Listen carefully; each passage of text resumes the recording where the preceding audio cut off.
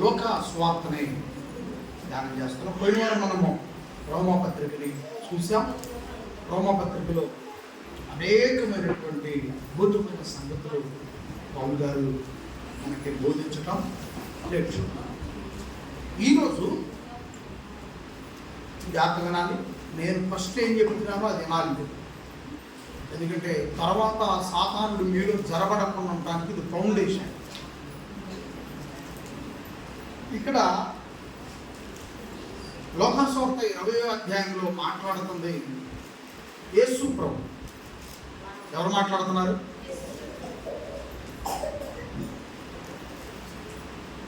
యేసు ప్రభు మాట్లాడుతుండగా వింటుంది మీరా, ఆ రోజున్న ప్రజల? మీరు కాదు, మీరు, మనం లేము. ఆ రోజు యేసు ప్రభు వారు ఈ భూమి మీద జీవించి ఉన్న కాలంలో ఎవరైతే ప్రభువుని వెంబడిస్తూ ఉన్నారో ఆనాటి ప్రజలకి ప్రభు తన మాటల్ని బోధించారు. పరిశుద్ధాత్మ దేవుని ద్వారా తర్వాత వచ్చేటువంటి తరాల ప్రజలకు కూడా ఈ మాటలు బహు బలమైన మాటలని బైబిల్ గ్రంథంలో దేవుడు రాయించాడు.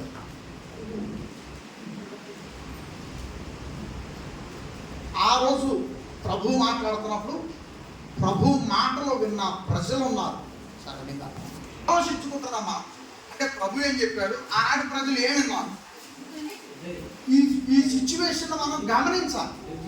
అప్పుడు ప్రభు మెచ్చుకున్న విషయాలు ఉన్నాయి, ప్రభు గద్దించిన విషయాలు ఉన్నాయి ఆనాటి ప్రజలు. ఇప్పుడు అవే ఇప్పుడు ఉదాహరణకండి, ఎప్పుడో మీ తాత పూర్వం ఎవరో మన తాతలు ఎవరో మందు తాగి ఒక 1000 రూపాయలకు ఒక 4 ఎకరాలు ఇచ్చాడు అనుకోండి. మందు కోసం 4 ఎకరాలు ఇచ్చేసాడు అనుకోండి. ఇప్పుడు ఈనాడు ఈ తరం, నేను గతంలో కూడా ఎప్పుడో చెప్పుకున్నాను, మళ్ళీ ఇప్పుడు కూడా జరిగింది. ఒకళ్ళు ఏమన్నారు, 1 లక్ష ఇస్తే 1.5 లక్ష ఇస్తాం అన్నారు. యువత వాళ్ళు ఏమనుకుంటున్నారు, భారీ స్థాయిలో ఏర్పాట్లన్నీ మన చుట్టూ కనపడుతున్నాయి అని చెప్పి వీళ్ళు తీసుకుని పోయి అక్కడ పెట్టారు. ఈ రెండింటి మధ్య ఏమైపోయింది, ఒకవైపు మొగ్గింది, ఒకవైపు పెట్టిన డబ్బులు ఏమైపోయినాయి, రాకుండా. ఇప్పుడు ఇది మంచిదా? ఈనాటి తరానికి ఇది మంచిదేనా? మంచిది కాదు. మరి ఆనాడు 1000 రూపాయల కోసం 4 ఎకరాలు ఇచ్చేసాడు తాగడానికి, అది మంచిదేనా? అది మంచిది కాదు. సో కాబట్టి అది ఎప్పుడో 200 సంవత్సరాల క్రితం జరిగిన విషయం. అది 200 సంవత్సరాల క్రితం 1000 రూపాయలకు 4 ఎకరాలు పోగొట్టాడు మా తాత అని వాళ్ళు పూర్వీకులు చెప్తున్నారు. ఇప్పుడు ఈ తరం అతను 1.5 లక్ష ఇస్తారని యుద్ధం 1 లక్ష రూపాయలు పెట్టి పోగొట్టుకున్నాడు అనుకోండి, మరి ఇది కూడా మంచిది కాదు కదా. కాబట్టి యేసు పలికిన మాట ఈ భూమి మీద ఊపిరి ఉచితంగా పీల్చుకుంటున్న ప్రతి ఒక్కరికి, ప్రతి స్త్రీకి, ప్రతి సహోదరుడికి అవసరం. ఆనాడు చెప్పిన మాట ఈ భూమి ఆకాశం ఉన్నంత కాలం కూడా అవసరం అని దేవుడు ఏం చేశాడు, పరిశుద్ధ గ్రంథాన్ని. మీకు బుద్ధి లేని అంటే మేము కూర్చున్న వాళ్ళు ఎవరు అంటాం, బుద్ధి లేని వాళ్ళు ఎవరు అంటున్నాం, సేవకుడు అని మీరు దోలాడుకుంటున్నారు. మీకు దోలాడుకోవాల్సిన పని లేదు. బుద్ధి లేని వాళ్ళు ఇక్కడ రారు, ఇంటికానే ఉంటారు. ఈ బాటికి గ్యాంగ్ లీటర్, బొమ్మ లీటర్ ఏదో ఒక లీటర్ వచ్చుద్ది. అప్పుడు ఏం చేస్తారు, కాకరాలు కారం వేసుకొని కొద్దిగా పెరుగు వేసుకొని ఆ రుచి, ఆ అమోహం ఉంటుంది కదా, ఆ పనిలో ఉంటారు ప్రజలు. కానీ మీకు బుద్ధి ఉంది కాబట్టి క్రీస్తుని తెలుసుకున్నాం, రక్షణ పొందుకున్నాం, వాక్యం కోసం ఉన్నాం, ప్రభు శరీరం కోసం ఉన్నాం, లేచి నిలబడి దేవుడికి కాను కల్పించాలనే ఆశతో అంతేనా. సో కాబట్టి దేవుడి మాటలే చాలా చక్కగా అర్థం చేసుకోండి. ఆనాటి ప్రజలకు ప్రభు ఏమని బోధించాడు, ఆనాటి ప్రజలు ఏ విధంగా ప్రభు మాటలు విన్నారో మనం డిస్కషన్ చేద్దాం. ఈ హాల్లో కూర్చున్న వాళ్ళకి ఎటువంటి సంబంధం లేదు, ఉందా? ఇక్కడ కూర్చున్న వాళ్ళకి ఉందా సంబంధం? ఏం జరిగిందో వినండి. అప్పుడు వాళ్ళు సరిగా ఉన్నదాన్ని ప్రభు ఎలా మెచ్చుకున్నాడో మనం కూడా ఉంటే ప్రభు మెచ్చుకుంటాడు. వాళ్ళు సరిగా లేని దాన్ని ప్రభు ఎలా గద్దించాడో మనం కూడా సరిగా లేకపోతే సరి చేసుకున్నాం అంతే. ఓకేనా?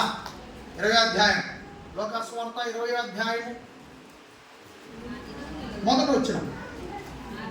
ఆ దినములలో ఒకనాడు ఆయన దేవాలయంలో ప్రజలకు బోధించుచు సువార్తను ప్రకటించుచున్నప్పుడు ప్రధాన యాజకులను శాస్త్రులను పెద్దలతో కూడా ఆయన మీదకే వచ్చింది.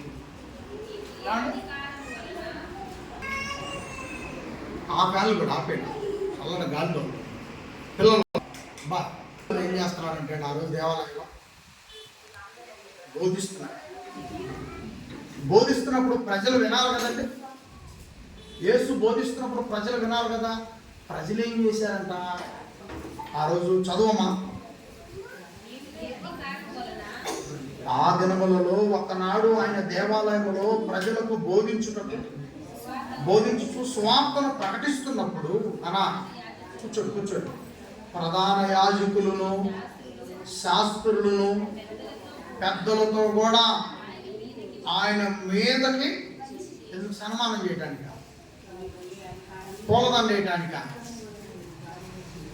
ఏమండి, నిన్న భాష ప్రవీణ్ గారు వచ్చారు. వస్తే మేము కూడా దగ్గరికి ఒక సెకండ్ ఇద్దాం అనుకున్నాం. కానీ ఎవ్వరూ కూడా సెకండ్ ఇచ్చి మా పరిస్థితి ఇట్నే ఉన్నాను నేను. ఒకవేళ పొరపాటు కానీ దగ్గరకు వెళ్ళానంటే నా గుండెలతో సహా చినిగిపోయేటట్టుంది.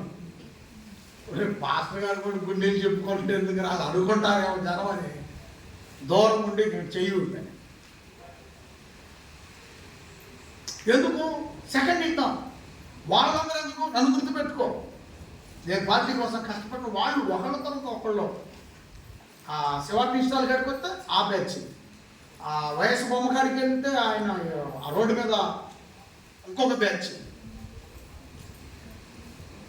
ఆ బస్ స్టాండ్ కాడికి వెళ్ళాం. సరే ఆడన్నా సెకండ్ ఇద్దాం, మనకు సహాయం చేస్తున్నాడు కదా. అక్కడ కూడా ఖాళీ చూసి ఆ బస్ స్టాండ్, ఆ షెల్టర్ అవన్నీ చూసి స్నేహాస్థల్ అనే ఒక ఫౌండేషన్, కుమారుడు అమెరికాలో ఉంటాడు, ఆయన చెరుకు బాలు భద్రయ్య గారు అయితే వాళ్ళ అబ్బాయి అమెరికాలో స్టార్ట్ చేశాడు ఆ సంస్థ. బాగా చాలా సేవా కార్యక్రమాలు వాళ్ళు మన ప్రదేశంలో చేస్తారు. మన ప్రాంతం వారి ద్వారా ఆ బస్ షెల్టర్ అనేది కట్టించారు, హాస్పిటల్ అది ఓపెనింగ్ చేయించారు. ఈ ప్రజలందరూ ఎందుకు, ఈ ప్రజలంతా ఎందుకు ఆయన చుట్టూ కమ్మారంటే ఆయనకి సెకండ్ ఇవ్వాలని, వీలైతే ఒక సన్మానం కప్పాలని, శాలువా కప్పాలని, ఒప్పందం చేయాలని అడాలి.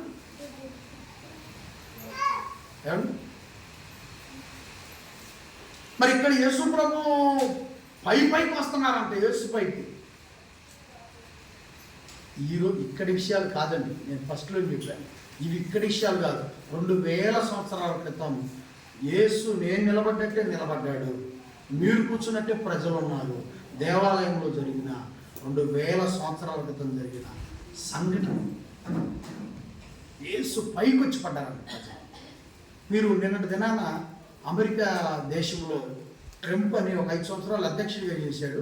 రెండవసారి చేయటానికి ఆయన ఎలక్షన్ టైం అయి ప్రచారాలు చేస్తున్నారు. వేరే రాష్ట్రానికి వెళ్ళి మాట్లాడుతూ ఉంటే ఒక అతను గన్ను తీసుకొని కాల్ చేశారు. అతను డొనాల్డ్ ట్రంప్ పూర్తి పేరు నాకు కాల్ చేశారు. శివగమ్మడిగా జరిగేది గొన్నెకాడ తగలకుండా చెవులు అంటే తలక పెట్టారు. ఆయన టనంలోని చెవులు దిగి ఆయన ప్రసంగిస్తున్నాడు. ఆ వీడియో ఉంది నా దగ్గర. ఆయన ప్రసంగిస్తుంటే కాల్ చేశారు. ఆల్రెడీ ఆ దేశానికి 5 ఏళ్ళు అధ్యక్షుడిగా చేశారు.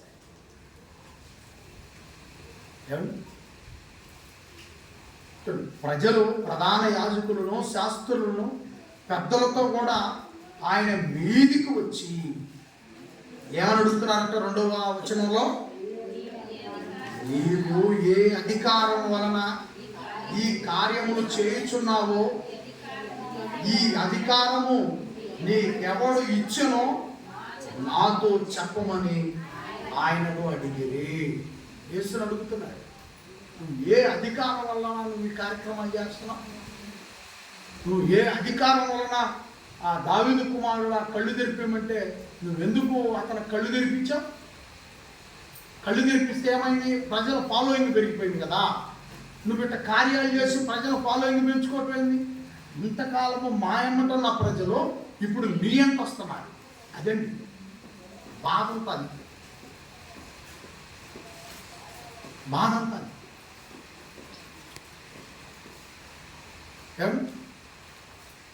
ఏ అధికారం వలన 12 సంవత్సరాలుగా చుట్టుపక్కల ఉన్న వైద్యులంతా కూడా స్వస్థపరచలేని ఆ 12 సంవత్సరాల రక్తస్రావ స్త్రీని నువ్వెందుకు బాగు చేసి? ఈ డాక్టర్లకు బతకాయి. డాక్టర్లు అందరూ ఒకటైపోయారు, వైద్యులంతా ఒకటైపోయారు. ఆ కళ్ళు తెరిపెట్టిపోయింది. మరి మేము పరీక్షలు ఏం చేయాలి? కళ్ళజోళ్ళు ఎట్ట అమ్ముకోవాలి, అద్దాలు ఎట్ట అమ్ముకోవాలి, ఫ్రేమ్ ఎట్ట అమ్ముకోవాలి, అద్దాలు ఎట్ట అమ్ముకోవాలి? ఒకవేళ సుక్కడం వస్తే మేము పరీక్ష ఎట్ట చేయాలి? ఈ కళ్ళు తెరిపెట్టిపోయింది అతను. మీరు మాట్లాడరా? ఈ ప్రధాన యాజకుల దగ్గర కంటే వీళ్ళు పెద్దలని ఈ పెద్దల దగ్గరకు వెళ్ళారు వైద్యులంతా. వైద్యం చేసే వాళ్ళు అందరూ వెళ్ళిపోయి మీరు మాట్లాడరా, అతను మానిపించండి, ముందు మేము బతకాలంటే అతను మానిపించాలి.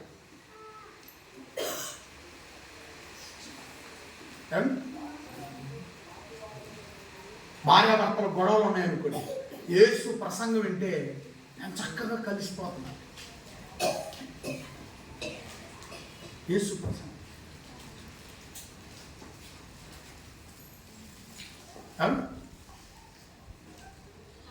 అన్నదమ్ముల మధ్య గొడవలుంటే యేసు మాటలతో వాళ్ళు సమాధానం పడతారు. మరి ఎంత అద్భుతం! అప్పుడు ఈ పంచాయతీ చేసే పెద్దలకు పని లేకుండా పోయింది యేసున్నంత కాలం. ఎవరు ఈ పెద్దల కాడికి పోవట్లేదు, పంచాయతీ తీర్చుకోవట్లేదు, కడుపులో మండిపోతుంది పెద్దలకు. యేసు సమాధానాన్ని ఇస్తున్నాడు. యేసు చేస్తున్న కార్యాలు చూసి ప్రజలు సమాధాన పడిపోతున్నారు. భార్యాభర్తల సమాధానం, కుటుంబాల అన్నదమ్ముల మధ్య సమాధానం, మరి ఆ అక్క చెల్లెల మధ్య సమాధానం, అటు పిల్లలు ఇటు పిల్లలు ఇచ్చుకుంటే వాళ్ళు సమాధానం పడిపోతున్నారు. సమాధానం లేని వ్యక్తిని యేసు వద్దకు పట్టుకొస్తున్నారు పోయి. పెద్దలకు పని లేకుండా ఇదొక కంప్లైంట్. ఇలా అనేకమైనటువంటి, ఇకపోతే ఆహారం, ఎంతోమంది వ్యాపారాలు చేసుకున్నాడు. ఫ్రైడ్ రైస్ అని ఒక వ్యాపారం, పులకాలని ఒక వ్యాపారం, అండి బజ్జీలు పునుగులని ఒక వ్యాపారం, అనేకమైన వ్యాపారాలు. యేసు ఎక్కడుంటే అక్కడ 5 రొట్టెలు 2 చిన్న చేపలు యేసు పట్టుకొని ఒక పిల్లవాడు ఇచ్చినట్టుగా చూపిస్తే, తండ్రి వీటిని మీరు ఆశీర్వదించమంటండి అండి. ఆయన చేతుల్లో నుంచి తీసుకొని కింద పెట్టేసరికి ఆ ప్రాంతం అంతా నిండిపోయిందండి బుట్ట. ఆమె చెప్పడు పెద్దగా. యేసుని చప్పట్లు కొట్టడం ఒకసారి పెద్దగా, హృదయపూర్వకంగా చప్పట్లు కొట్టు. యేసుని తలుచుకొని హృదయంలో ఆయన జ్ఞాపకం చేసుకో. ఆమె చెప్పండి. యేసు మహారాజుకే జై. ఏమండి, యేసు వెంట ఆయన ఉండే చాలు, మనకు ఆహారము ఆటోమేటిక్గా ఉండిపోతుంది అని. అంతకుముందు పునుగులు తినే వాళ్ళంతా ఏమైపోయారు? యేసు బాధపడ్డారు. అంతకుముందు సాయంత్రం 4 గంటల కల్లా పులకాయలు తినేవాళ్ళు ఏమైపోయారు? యేసు రొట్టెలు ఎత్తంటే మనకు పులకాయలు ఎందుకు? నువ్వు అక్కడే పోయి తినవసరం ఏంది? మనం యేసు దగ్గరకు పోతే అందరం తింటాం. ఇలా ఏమైపోతుంది? భర్త అక్కడే పోయి తినవస్తాం 4ంటికి పోయి. ఏందయ్యా నువ్వు ఆ పని చెప్తావు? యేసు వద్దకు పోతే ఆ రొట్టె లేదు, అందరం కలిసి తింటాం మనం. పని ఇంట్లో దోశలు ఆగిపోయినాయి, కొట్లో పిండి కొంటాం ఆగిపోయింది, ఇంట్లో చేపలు ఆగిపోయినాయి, చేపల మార్కెట్లో చేపలు తేవడం ఆగిపోయింది. అన్ని టోటల్గా యేసు మహిమ వలన చూడండి, ప్రజలు అంతకు ముందు అనేక ఖర్చులు ఎదుర్కొన్న ప్రజలు యేసు మహిమ వలన ఖర్చులు తగ్గిపోయాయి. ఇప్పుడు ఈ వ్యాపారస్తులంతా ఏమైపోయారు? విపరీతమైన కోపానికి వ్యాపారస్తులంతా లోనైపోయారు. యేసు వలన మా వ్యాపారాలు నష్టాలు పాలైపోతున్నాయి. ముందు యేసుని ఆపండి. ఈ పెద్దలు ఉన్నారు కదండి, యెరూషలేములో ఈ పెద్దలు ఉన్నారు కదా, ప్రధాన యాజకులు ఉన్నారు. వాళ్ళ దగ్గరికి వచ్చి ముందు యేసుని ఆపండి, సమాజంలో పోకుండా. ఆయన ఏడుంటే ఆడ ఆరోగ్యం ఉంటుంది, ఆయన ఏడుంటే ఆడ సమాధానం ఉంటుంది, ఆయన ఎక్కడుంటే అక్కడ ఆహారం ఉంటుంది, ఆయన ఎక్కడుంటే అక్కడ మహిమ ఉంటుంది. ముందు ఆయన సమాజంలోనికి పోలేకుండా ఆపండి. ఇవన్నీ తీసుకొని దగ్గర పెట్టుకొని ఉన్నారు. ఎప్పుడు యేసు ప్రభు దొరుకుతాడు. ఈలోగా ఆయన ఏం చేశాడు? ఒకరోజు సువార్త ప్రకటించడానికి దేవాలయంలోనికి వచ్చి, ఇప్పుడు దేవాలయంలోనే ఉన్నారు ఆ పెద్దలంతా. ఆ కంప్లైంట్లు చెప్పిన వాళ్ళందరూ కూడా దేవాలయంలోనే ఉన్నారు. ఏం చేశాడు యేసు ప్రభు? నా తండ్రి దేవాలయమును దొంగల కొనగా మారుస్తారా, క్రయ విక్రయాలు చేసేందుకు మారుస్తారా అని యేసు వాళ్ళందరినీ చల్లాచెదురు చేసి లోపలికి వెళ్ళి ప్రసంగిస్తున్నాడు. అప్పుడు ఆ ప్రసంగాన్ని విన్న ప్రజలంతా యేసు ప్రేమపూర్వకమైన మాటలు ఇంకెక్కట్లేదండి. యేసు ప్రభు ఏం చెప్తున్నారంటే అక్కడ సువార్తను ప్రకటించుచున్నప్పుడు, అంటే సువార్త అంటే యేసు దేవుడి గురించి చెప్తా ఉన్నాడు. దేవుడికి మీరు నచ్చనివి, మీలో జరుగుతున్నవి వాటిని మార్చుకోండి అంటే ఏ మాత్రం కూడా ప్రజలు వినే పరిస్థితిలో ఉన్నారు లేరండి. విపరీతమైనటువంటి వాతావరణానికి మారిపోయినట్టు మనం చూస్తాం. ప్రజలు ఏం చేశారంటే యేసు ప్రభుని ఒక ప్రశ్న అడుగుతున్నారు. ఇక ఎలాగైనా యేసుని చిక్కించుకోవాలి. చూడండి, వాళ్ళ వ్యూహాలతో వాళ్ళు ఉన్నారు. ప్రజలందరూ వాళ్ళ వ్యూహాలతో వాళ్ళు రెడీగా ఉన్నారు. యేసుని ఎలాగైనా సరే ప్రజల మధ్యలోనే నొక్కి పడేయాలి, రోడ్డు మీదకి వెళ్ళకుండా చేయాలి యేసుని ప్రజల మధ్యలోనే అని ప్లాన్లో ఉన్నారని. చూడండి ఏమంటున్నాడు?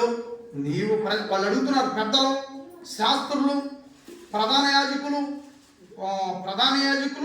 శాస్త్రులు, పెద్దలు. ఎంతమంది ఉన్నారండి ఇక్కడ? దేవాలయంలో ఎవరున్నారు? ప్రజలు. అందరి ముందు యేసుని అడుగుతున్నారు, నీవు ఏ అధికారము వలన ఈ కార్యములు చేయుచున్నావు? ఈ అధికారము అసలు నీకు ఎవడిచ్చను? నువ్వు పాపములు పోతున్నాయని చెప్తున్నావు కదా, సరే నువ్వు పోతాయని చెప్తున్నావు కదా, ఈ అధికారం నీకు ఎవరిచ్చారు అని యేసుని నిలదీసేటట్లుగా మనం చూస్తాం.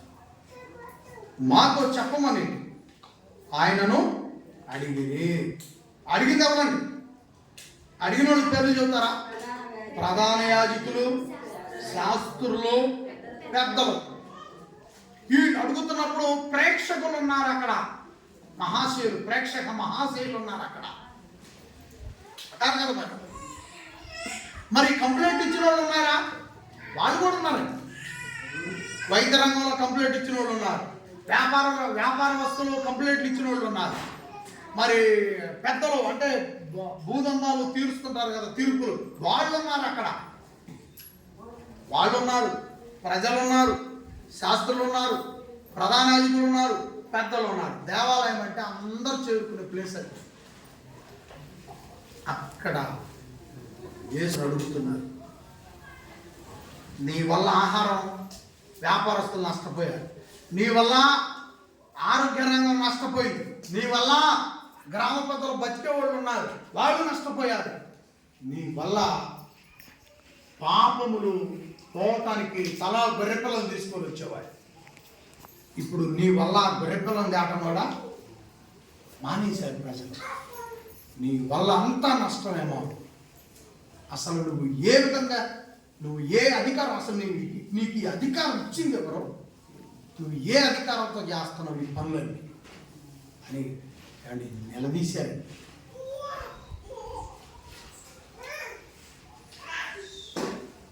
అప్పుడు యేసు నిజంగా ఒంటరి కదండి, ఒక్కడే కదా, వాళ్ళంతా బలబలగాలు ఉన్నాయి, ఆయనే ఒక్కడైపోయాడు. ఏమి చెప్పాలి? వాళ్ళు అడిగిన ప్రశ్నకి యేసు సమాధానం చెప్పాడా, లేకపోతే దేవుని కుమారుడు ఏ విధంగా చెప్పాడో మనం చూద్దాం.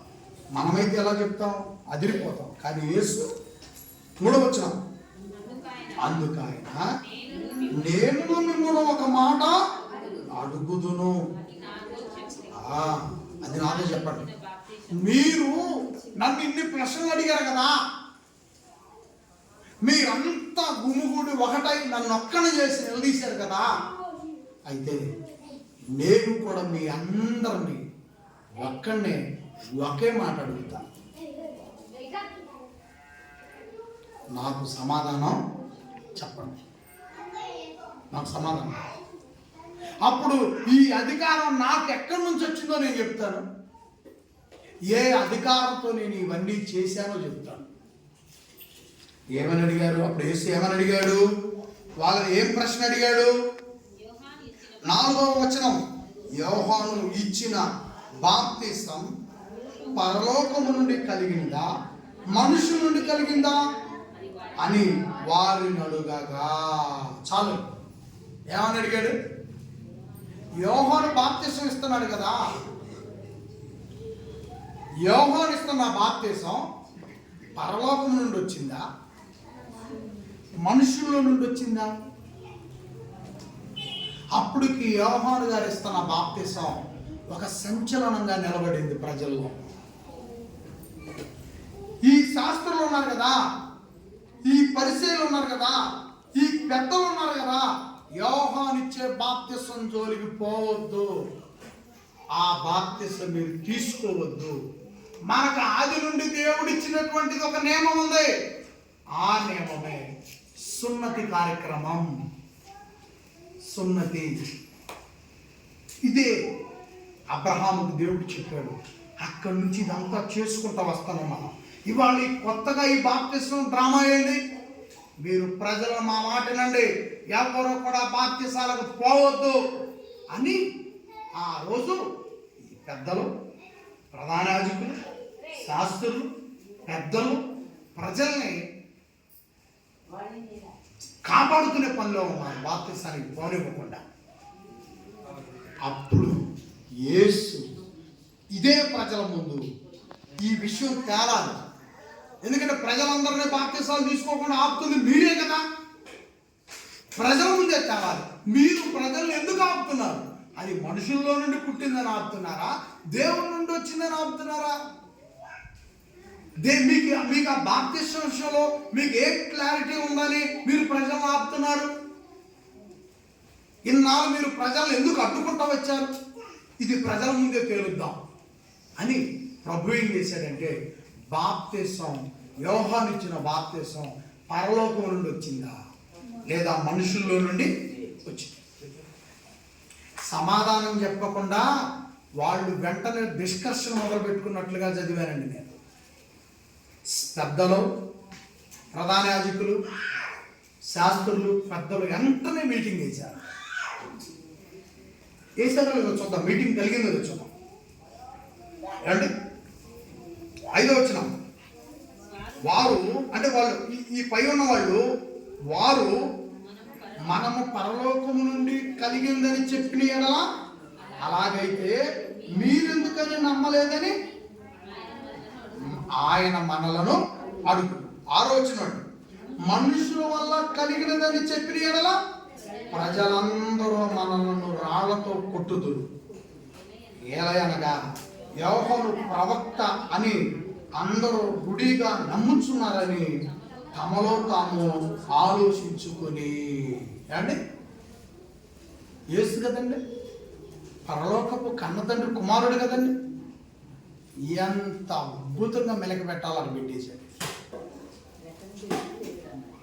ఎంత అద్భుతంగా పెట్టాలో అంత అద్భుతంగా పెట్టేశాడు. ఎందుకంటే యోహాను ప్రవక్త అండి, యోహాను ప్రవక్త. మరి ప్రవక్త కదా బాప్తిసాలు ఇస్తుంది. మరి ప్రవక్త బాప్తిసాలు ఇస్తుంటే ఈ ప్రధాన యాజకులు ఎందుకు పోయి తీసుకోవాలా? ఈ శాస్త్రులు ఎందుకు పోయి తీసుకోవాలా? ఈ పెద్దలు ఎందుకు తీసుకోవాలా? ఈ ప్రజలను తీసుకోవద్దని ఎందుకు అడ్డుకుంటున్నారు? ఇస్తుంది యోహాను కదా, యోహాను దేవుడి ప్రవక్త కదా. మరి ప్రవక్త బాప్తిసాలు ఇస్తున్నప్పుడు ఈ మిగతా వాళ్ళందరూ కూడా వెళ్ళి తీసుకోవాలి కదా, మరి మీరు ఎందుకు తీసుకోవాలా అని. ఒకవేళ పరలోకము నుండి దిగి వచ్చిందంటే మరి యోహాను ఇస్తున్నప్పుడు మీరెందుకు తీసుకోలేదంట. ఒకవేళ మనుషుల నుంచి పుట్టిందనంటే తల ఒక రాయి తీసుకొని పొచ్చలు పగల కొడతారు, మామూలుగా ఉండదు. ఇంకా ఆడవారు రక్తపాతమే జరుగుద్ది, చర్చిలో రక్తపాతమే జరుగుద్ది. ఎందుకంటే యోహాను ఫాలోయింగ్ ఉన్నారు.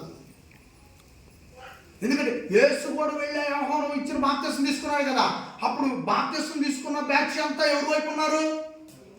యేసు వైపు ఉన్నారు. బాప్తిసం నిరాకరించిన వాళ్ళంతా ఎప్పుడున్నారు? పెద్దల వైపు ఉన్నారు. ఇప్పుడు బాప్తిసం సంఖ్య ఎక్కువగా ఉంది, కొడితే పగిలిపోయే ఈ తలలు పగిలిపోయే ఈ ప్రధాన యాజకులకి, శాస్త్రులకి, పెద్దలకి, ఫుడ్ వ్యాపారస్తులకి, వైద్య వ్యాపారస్తులకి, భూతంగాల వ్యాపారస్తులకి పొచ్చలు లెగిసిపోయాయి ఆ రోజు.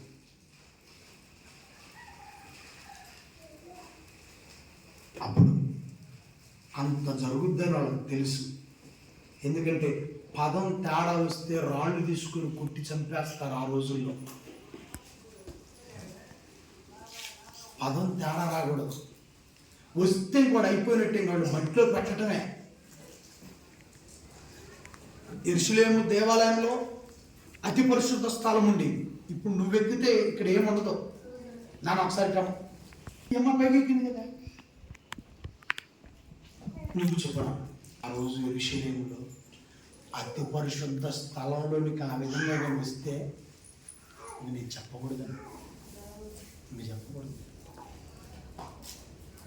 ఈ ప్రధాన యాజకుడు ఉన్నాడే, అతను కూడా అతి పరిశుద్ధ స్థలంలోనికి పూజకు వెళ్ళేటప్పుడు కాలుకి తాడు కట్టుకొని వెళ్ళాలండి లోపలికి. ఆ తాడు పరిశుద్ధ స్థలంలోకి ఉండాలి, అంటే ఆ మెట్టులు దాకా ఉండాలి తాడు. మధ్యలో అడ్డతెర ఉంటుంది, ఈ అడ్డతెర ఉంటుంది, లోపల జరిగేదానికి కనపడకూడదు. ఆ లోపలకు వెళ్ళి అతను చేయాల్సిన కార్యక్రమాలు ఉంటాయి లోపల, అవి జరిగించి అతను ఏ దోషం లేనుడైతే మళ్ళీ ఆ తెర పక్క కనుక్కొని బయటకు వస్తాడు. ఏదైనా తేడా జరిగించో ఇంకా తాడు బయటకు గుంజటమేనే, గుంజుకోవటమే మనిషి. అంత దమ్ముండోడే లోపలికి వెళ్ళేది.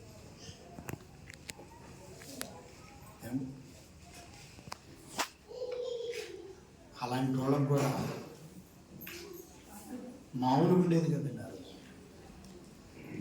కానీ వాళ్ళు ఎంత వాళ్ళు కూడా నువ్వు పదం తేడా వచ్చిందో మన పని అయిపోద్ది. ఇక్కడే సమాధులు మనకు ఏడే కడతారు ఈ ప్రజలు. కాబట్టి మనమంతా తెలివిగా సమాధానం చెప్పి తప్పించుకోలేదు. మనకి ఒకటే సమాధి. కరోనా అప్పుడు కట్టారు కదండి. కరోనా అప్పుడు ఏం చేశారు? ఆ చుట్టుపక్కల ప్రాంతాల్లో ఎన్ని శవాలు అయితే ఉన్నాయో అన్నీ ఒకటే గొయ్యి, ఎడారిలో పడటం, ఒకటే గొయ్యి తీయటం, ఒక 200 మంది 300 మందిని దానిలో వేసి బూడి చేయడం, ఒకటే సమాధి. ఆ రోజు కూడా అదే జరిగింది, ఒకటే సమాధి. కానీ ప్రజలు ఏం చేశారంట? వాళ్ళు కూడా ఏం చేశారో చూద్దాం. ఏమా 7వ వచనం. అది ప్రజల సమాధానం. ఈ పెద్దలు, శాస్త్రులు, ప్రధాన యాజకులు యేసు ప్రభుకు సమాధానం చెబుతున్నారు. ఏమని? ఆ బాప్తిసం 7వ వచనం, అది ఎక్కడి నుండి కలిగినదో మాకు తెలియదని.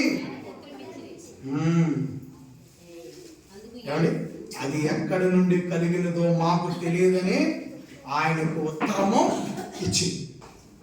మాకు తెలియదని, మేమైతే ఆ విషయం ఎరగం, మేము అర్థం. మరి ఇప్పుడు యేసు ప్రభువును ఒక ప్రశ్న అడిగేది అక్కడే ఉంది. ఆ ప్రశ్నకి ఇంకా సమాధానం రాలా. ఈ పెద్దలు, శాస్త్రులు, ఈ ప్రధాన యాజకులు యేసు ప్రభువును అడిగిన ప్రశ్న ఏంటి? నీవు ఏ అధికారంతో ప్రజల్ని ఆశీర్వాదాల వైపు నడిపిస్తున్నావు? ఏ అధికారంతో ఈ ప్రజల్ని నీ ఎంట తీసుకొని వెళ్తున్నావు? ఏ అధికారంతో ప్రజలకు న్యాయ తీర్పులు తీరుస్తున్నావు? ఏ అధికారంతో ప్రజలకి స్వస్థత కార్యక్రమాలు జరిగిస్తున్నావు? ఏ అధికారంతో ప్రజలకి నువ్వు సమాధానాన్ని కలిగిస్తున్నావు? ఏ అధికారంతో ప్రజల పాపాలను క్షమిస్తున్నానని చెప్తున్నావు? అది మాకు తెలియాలి ఇప్పుడు అని అడిగిన ప్రశ్నకి సమాధానం యేసు మరి ఏం చెప్పారో చూద్దాం. అందుకు యేసు 8వ వచనం అండి. అందుకు యేసు, ఏ అధికారం వలన ఈ కార్యములు చేయుచున్నానో నేను మీతో చెప్పనని వారితో నేను ఏం కూడా చెప్పను. నేను కూడా చెప్పను. ఏం జరిగిందండి? మామూలుగా జరగలేదండి. ఆ రోజు మామూలుగా జరిగింది. నేను కూడా చెప్పను.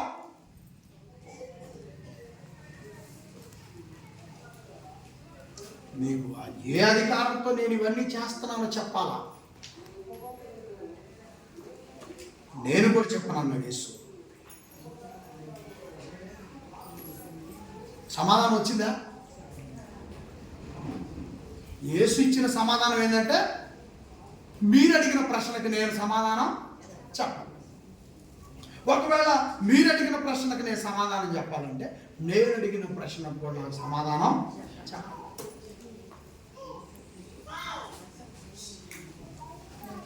కానీ అందుకే కొన్ని చోట్ల తెలివిగా ఉండాలి క్రైస్తవులు.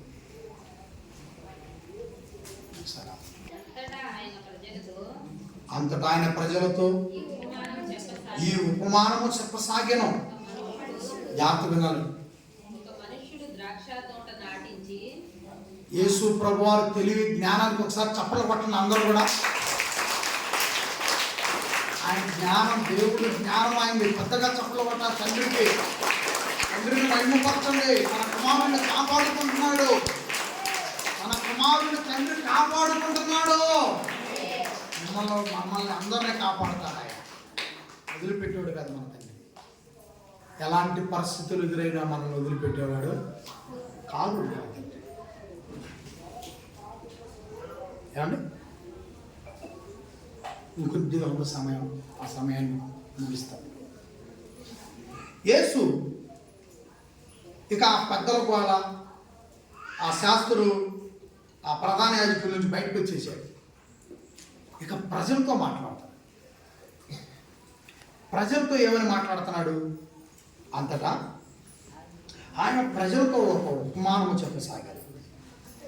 ఒక మనుష్యుడు ద్రాక్ష తోట నాటించి కాపులకు ఉత్తకిచ్చి దేశాంతరము పోయి బహుకాలం ఉండేది. ఇక్కడ విషయం ఏంటంటే, ఒక పొలం గురించి మాట్లాడుతున్నాడు ప్రభు. పొలం గురించి మాట్లాడుతూ ఒక వ్యక్తి ఒక పొలంలో ద్రాక్ష తోట వేశాడు. ద్రాక్ష తోట వేసి అతను ద్రాక్ష తోట వేసిన తర్వాత దూరంగా వెళ్ళిపోవాల్సిన పరిస్థితి వచ్చింది. కానీ దూరంగా వెళ్ళిపోవాల్సిన పరిస్థితి వచ్చింది. అప్పుడు దూరంగా వెళ్ళిపోయేటప్పుడు ఈ తోట యొక్క బాధ్యతలు ఎవరు కూడా అప్పచెప్పాలి కదా. అప్పుడు ఆయన కొందరిని పిలిచి ఆ ద్రాక్ష తోటని వారికి కౌలుకి ఇచ్చింది. జాగ్రత్తగా అంతా మన పొలాల చరిత్ర. మనం కూడా పలుమార్లు ఇలాంటి వాటిల్లో ఎక్కడన్నా తేడా పడ్డామా అనేది జ్ఞాపకం చేస్తున్నాడు దేవుడు. జాగ్రత్త వినండి. ద్రాక్ష తోట వేసాడు. ఊరు ప్రయాణం వచ్చింది ఆయన. అప్పుడు ఈ ద్రాక్ష తోట వృధాగా పోవటం ఆయనకి బాధ కలిగి కొంతమందిని పిలిచి, బాగు చేస్తారు కదా, పండించుకుంటారు కదా, నాకు కూడా కౌలిస్తారు కదా, వాళ్ళు బతుకుతారు వాళ్ళ కుటుంబాలు అని చెప్పి పెద్ద మనసుతో, మంచి మనసుతో నాలాంటి నమ్మకమైన వాళ్ళకి అప్పగించి వెళ్ళిపోయాడు. దేశాంతరము పోయి బహుకాలం గడిచింది. 10వ వచనం.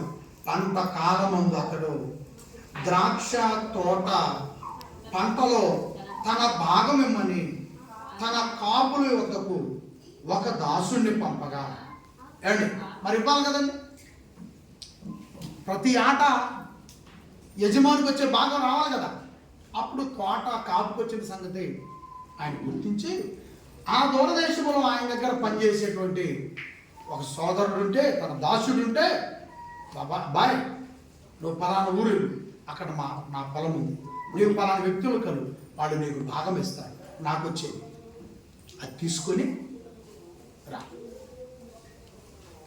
ఇప్పుడు న్యాయబద్ధంగా నాలంటి వాడు న్యాయబద్ధమైన నిర్ణయం తీసుకొని ఇప్పుడు ఎకరానికి 30,000 అప్పు చెప్పాలా లేదా? 30 కాక 25 ఒక 20 వేసుకు అప్పు చెప్పాలి కదా. అప్పుడు వీళ్ళు ఏం చేశారు, ఈ తోట కౌలుకు తీసుకున్న వాళ్ళు ఉన్నారు చూసారా, వీళ్ళు ఒక మీటింగ్ చేశారు. వీళ్ళు ఏమని మీటింగ్ చేశారంటే, సమయం వచ్చింది, మనిషిని పంపిస్తున్నాడు. ఇప్పుడు మనమందరము కలిసి ఇతనికి సొమ్ము ఇవ్వకుండా ఈ వచ్చినోడిని చంపాం. వస్తున్నోడిని ఏం చేద్దాం, చంపాం. అలా ఒకళ్ళు ఇద్దరు వచ్చారు, అందరం చంపేశారు. అప్పుడు ఆ యజమాని అనుకున్నాడంట, దాసును పంపిస్తే చంపేస్తున్నాడు, అసలు నా కొడుకును పంపిస్తే వారసుడు కదా నా తోటంతలకి, నా కొడుకుకి భయపడి లేదా లోపడి నాకు రావాల్సిన రాబడి అంతా నాకు ఇచ్చేస్తారు అని కొడుకును పంపించాడు. అప్పుడు వీళ్ళు ఏమైనా ప్లాన్ చేశారంట, అసలోడే వచ్చి ఆ పోయినోడు ముసలోడైపోయాడు, పోయినోడేమో ముసలోడైపోయాడు, వచ్చినోడేమో కొడుకు. ఈ కొడుకును కానీ లేపేస్తే ఇక ఈ తోటకి ఇంకా అడ్డే లేదు, మనం పని చేసుకోవచ్చు. ఎవరు బాగా చూద్దాం. అంతటా ఆయన ప్రజలతో ఉపమానం చెప్పి సాగెను. ఒక మనుషుడు ద్రాక్ష తోటను నాటించి కాపులకు గుత్తమిచ్చి దేశాంతరము పోయి బహుకాలం ఉండెను.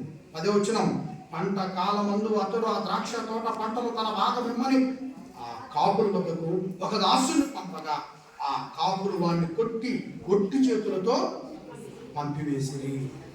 కొట్టి చేతులతో ఏం చేశారంట, పంపేశారు. మరలా 11వ వచనం, మరలా అతడు మరి ఒక దాసుని పంపగా వారు వారిని కొట్టి అవమానపరిచి కొట్టి చేతులతో పంపివేసిరి. వెళ్ళి సమాచారం చెప్పారు, మమ్మల్ని కొట్టారయ్యా, కొట్టి చేతులతో పంపించారయ్యా. మొదటి వ్యక్తిని ఏం చేశారు, కొట్టారు, కొట్టి చేతులతో పంపారు. రెండో వ్యక్తిని ఏం చేశారు, కొట్టారు, కొట్టి చేతులతో పంపించారు. ఏమండి, కొట్టారు, కొట్టి చేతులతో పంపించారు అని ఓర్లు వాళ్ళు ఆయన దగ్గర ఏడ్చారు. మరలా అతడు 3వ వాడిని పంపగా వారు వానిని గాయపరిచి వెలుపులకు త్రోసివేసి. 13వ వచనం, అప్పుడు ద్రాక్ష తోట యజమానుడు, నేనేమి చేతును, నాకు రావాల్సినటువంటి ఫలము రావట్లేదే, నాకు రావాల్సినటువంటి నా పొలంలో నా పంట నేను తినలేకపోతున్నానే అని యజమానుడు చాలా బాధపడ్డాడు. అండి, ఇక్కడ ఉన్న రైతులుగా మీరు అందరూ కూడా ఆలోచించండి. మీరు పంట వేశారనుకోండి, ఒకవేళ ఈ సంవత్సరం ఫలితం రాలేదనుకోండి, మీకు ఆ బాధ ఉందా లేదా? నేను అనుకున్నంత ఫలితం నాకు రాలేదే, దుఃఖపడతారా లేదా? మీ బాధను ఇతరుల దగ్గర వ్యక్తపరుస్తారో లేదా? అలాగే బాధపడ్డాడు ఆయన. బాధపడి ఈసారి ఒక బలమైన నిర్ణయం తీసుకున్నాడు. ఆ నిర్ణయమే, అప్పుడు ఆ ద్రాక్ష తోట యజమానుడు, నేనేమి చేతును, నా ప్రియ కుమారుణ్ణి పంపుతును, ఒకవేళ వారు అతన్ని సన్మానించదరని అనుకుని. 14వ వచనం, ఆయనను ఆ కాపులు అతను చూసి ఇతడు వారసుడు, ఈ స్వాస్థ్యం మనదగినట్లు ఇతని సంపుదము రండని ఒకరితోనొకరు ఆలోచించుకొని అతనిని ద్రాక్ష తోట వెలుపులో త్రోసివేసి ఏం చేశారంట, వారసుని ఏం చేశారంట, చంపి. మిగతా ముగ్గురునన్నా కొట్టి చేతులతో పంపించారు. కానీ వారసుని ఏం చేశారు? చంపి కొట్టి చేతితో పంపించిన అసలు ఈ స్వాస్థ్యం మందైపోద్ది, భూమి మందైపోద్ది, ఈ పంట మందైపోద్ది, ఇంకా ఎవ్వడు వచ్చేవాడు. కాబట్టి ఇతను లేపేద్దామని అతను ఏం చేశారంట? కొట్టి త్రోట వెలుపలకి త్రోసివేసి చంపిరి. కాబట్టి అండి చదువుదాం 15 వచనం. కాబట్టి ఆ ద్రాక్ష తోట యజమానుడు వారికి ఏమి చేయును? అతడు వచ్చి ఆ కాపులను సంహరించి తన ద్రాక్ష తోటను ఇతరులకు ఇచ్చునని ఆయన చెప్పగా వారు విని అట్లు కాకపోవును కాకని కడుపులో మండింది. వాళ్ళకి మనుషులకి నచ్చదు కదండి. ఏమంటే మరి అతని పొలం అతను తీసుకుంటాడు యజమానుడు వచ్చి. వీళ్ళేమన్నారంట? ఆ విధంగా అవునుగా కనాలా లేకపోతే ఏమనాలా? ఆ విధంగా జరగకుండా ఉండాలి. ఆ యజమానుడికి రాకూడదు. అది ఆ జనమే మంచి ప్రజలకి నచ్చదు. ఆయన వారిని చూసి అలాగైతే చూడండి ఏమంటున్నాడు? ఆయన వారిని చూసి అలాగైతే ఇల్లు కట్టువారు నిషేధించిన రాయి. జ్ఞాపకం వినాలా? ఇక్కడ అందరూ కూడా ఇల్లు కట్టుకున్న వాళ్ళు ఉన్నారు. కానీ ఆ రోజు చెప్పాడు, ఆ రోజు ఆ ప్రజలకు చెప్తున్నాడు, ఇల్లు కట్టుటకు నిషేధించిన రాయి మూలకు ఏమైందంట? ఫస్ట్ ఈ రాయి మొక్కసొక్కలు సరిగా లేవని పక్కన నెట్టేసాడంట మేస్త్రి. ఈ రాయి పనికి అదిలో పక్కన పెట్టినాడు. 1, 2, 3, 4 రాళ్ళు చూసి ఇది కాదు దగ్గర ఫస్ట్దే పునాది వేయడానికి అవకాశం, అవకాశం వచ్చింది. అందుకే యేసు చెప్తున్నాడు, ఇల్లు కట్టుటకు నిషేధించిన రాయి ఏమైందంట? మూలకు తల రాయి అయింది. రాయబడిన మాట ఏమిటి? ఈ రాతి మీద పడు ప్రతివాడును తునకలైపోవును, కానీ అది ఎవరి మీద పడునో వానిని అలిచివేసాను. అండి చూడండి, ఒకసారి మీరు కూడా ఇవన్నీ ఇంటికి చదువుకోండి. ఎంత అద్భుతంగా ఉంటాయండి ఆయన చెప్పేది. ఏదైతే గొప్ప అనుకుంటారో ఆ గొప్ప రేపు అడుగుకి వెళ్ళిపోతాయి. ఏదైతే వద్దనుకుంటారో అదే గొప్పగా నిలబడి మంచి ఫలితాలు చూస్తారు. ప్రధాన యాజకులను శాస్త్రులను తమను గూర్చి ఈ ఉపమానము ఆయన చెప్పినని గ్రహించి ఆ గడియలోనే ఆయనను బలత్కారముగా పట్టుకొన సమయము చూసిరు, కానీ జనులకు భయపడి వారు ఆయనను కనిపెట్టుచు అధిపతి వశములకు అధికారులకును ఆయనను అప్పగించుటకై ఆయన మాటల యందు తప్పు పట్టవలనని తాము నీతిమంతులు అనిపించుకొను వేగుల గల వారిని ఆయన వద్దకు పంపిరి. ఏం చేశారంట? యేసు మాటల్లో తప్పుని పట్టుకో. యేసు మాటల్లో తప్పు దొరకాలి, అప్పుడు ఆయన జుట్టు పట్టుకోవాలి. ఆయన జుట్టు పట్టుకొని ఏం చేద్దాం? మనం అధికారులకు అప్పగిద్దాం, ఎస్ఐ గారికి అప్పగిద్దాం. అధికారులు ఉన్నారు, ప్రధాన యాజకులు, శాస్త్రులు, పెద్దలు వేరు, అధికారులు వేరు, ఎంఆర్ఓ గారు, ఎస్ఐ గారు, ఇలా అధికారులు ఉన్నారు. వాళ్ళకి అప్పగిద్దాం, మన చేతికి మట్టి కావాలి. ఒకవేళ మన చేతికి మట్టి అయితే ఏమైంది? ప్రజలు ఆయన వెంటున్నారు, ప్రజలు మనల్ని కొట్టి చంపుతారు. కాబట్టి యేసు మాటలు తప్పు ఎక్కడ దొరికిందో, యేసు ఎక్కడ ఆ అధికారులను తిడతాడో లేదా గదులుతాడో, వాళ్ళ పరిపాలన తప్పు అని అంటాడో అవి పట్టుకోండి. అవి పట్టుకోవడానికి ఏం చేశారు? వాలంటీర్లు పెట్టారండి, ఇన్ఫార్మర్లు పెట్టారు. యేసు ప్రభు ఎక్కడికి వెళ్తే ఆ ప్రసంగంలో వీళ్ళ మనుషులు ఉన్నారు. ప్రధాన యాజకుల మనుషులు, శాస్త్రుల మనుషులు, మరి పెద్దల మనుషులు, వీళ్ళ మనుషులు పంపించారండి లోపలికి. యేసు మాటల్లో తప్పు పట్టుకోండి, ఆ తప్పులు పట్టుకొని సాక్ష్యంగా మీరు వచ్చి మాకు చెప్పండి. మేము చేసుకుపోయి యేసుని ఎవరో పట్టిస్తాం? శిక్షించే అధికారులకి చూడండి, వారు వచ్చి 21 వారు వచ్చి బోధకుడా నీవు న్యాయంగా మాట్లాడుచును బోధించుచున్నావు, నీవు ఎవని యందును మోమాటం లేక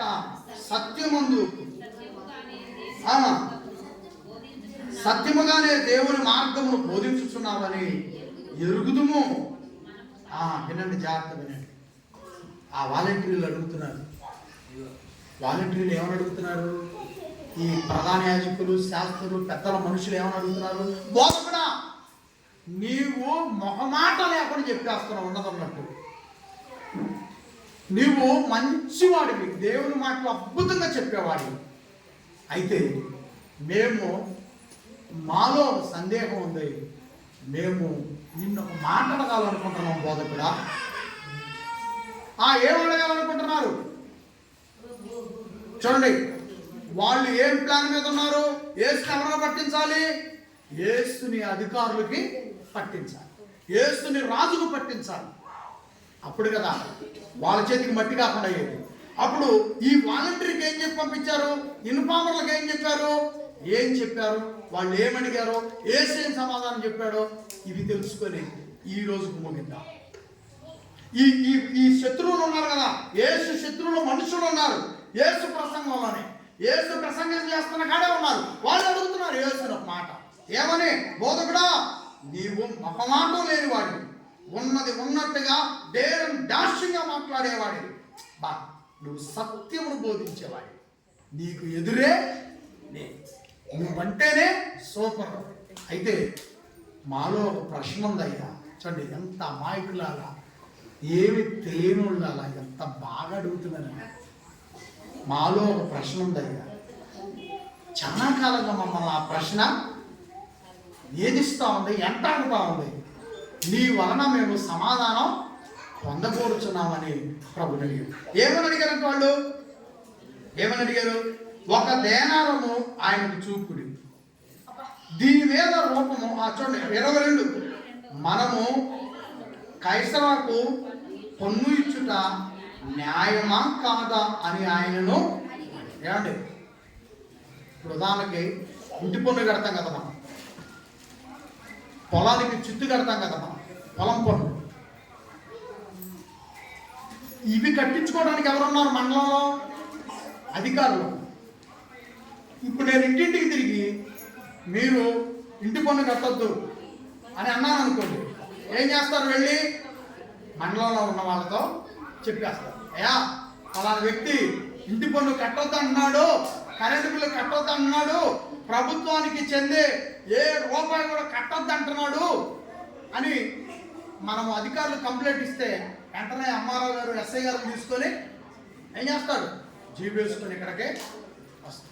నానా జీబు వేసుకొని ఇక్కడికి వచ్చి మీరందరూ ఇచ్చే కంప్లైంట్ తీసుకొని నన్ను ఏం చేస్తాడు? అరెస్ట్ చేస్తాడు. ఆ ప్రశ్న అడిగారండి యేసుని, ఆ ప్రశ్న అడిగారు. 21, 22, మనము కైసరు అంటే రాజు అండి ఆయన, మనము కైసరాకు పన్నుచుట న్యాయమా కాదని ఆయన అడిగింది. 23, ఆయన వారి కుయుక్తిని గుర్తెరిగి ఏదంట? యేసండి ఆయన వారిలో ఉన్న, వారి లోపల హృదయంలో ఉన్న, ఎందుకంటే యేసు హృదయాలను పరిశీలించేవాడే. చూడండి, 2 గ్రూపుల మధ్య నడుస్తుంది ఇదంతా. యేసు హృదయాలను పరిశీలించేవాడు కనుక ప్రియులారా, యేసు వాళ్ళ హృదయం లోపల ఉన్న కుయుక్తిని గుర్తెరిగి ఏం చెప్పాడు సమాధానం? ఒక దేనారం అంటే ఉదాహరణకు 1 రూపాయికి ఇవ్వండి, 1 రూపాయి నాకు చూపించండి. రూపాయిని ఇచ్చారు ప్రభుకి. దీని మీద రూపము పై రాతయు ఎవరు అని వాళ్ళని అడగగా యేసు మరలా ప్రశ్న వేశాడు. వాళ్ళకి సమాధానం వచ్చిందా? వాళ్ళకి ఇంకా యేసు సమాధానం చెప్పకముందే, వాళ్ళు అడిగిన ప్రశ్నకు పూర్తిగా సమాధానం చెప్పకముందే వాళ్ళకు మరొక ప్రశ్న వేశాడు. మీ ప్రశ్నకి సమాధానం రావాలంటే మీ దగ్గర ఉన్న 1 రూపాయి నాకు ఇవ్వండి అన్నాడు. ఇచ్చారు. దీని మీద రూపం ఎవరిది? కైసరా, అంటే ఈ దేశాన్ని పరిపాలిస్తున్న రాజు. దీని మీద రాక ఎవరిది? ఆయనే. అలాంటప్పుడు పన్ను ఇవ్వటానికి వీలు లేదని నేను ఎలా చెప్తాను? నేను చెప్తే నేను చెప్పిన మాట తెసిపోయి మీరు వాళ్ళకి చెప్తే వాళ్ళు తెసిపోయి ఎవరికి చెప్పాలా? అది నన్ను జైల్లో వేయటానికి మీరు వేసిన మ్యాప్ నాకు తెలుసు. కాబట్టి ఏసేమని సమాధానం చెప్పాడు? పైరాపయ్యో ఎవరిని అడగగా వారు కైసరావని రే 25. అందుకు ఆయన అలాగైతే కైసరావే కైసరాకును దేవునివి దేవునికి చెల్లించుడని వారితో చెప్పాను. పట్టణ చప్పట్లో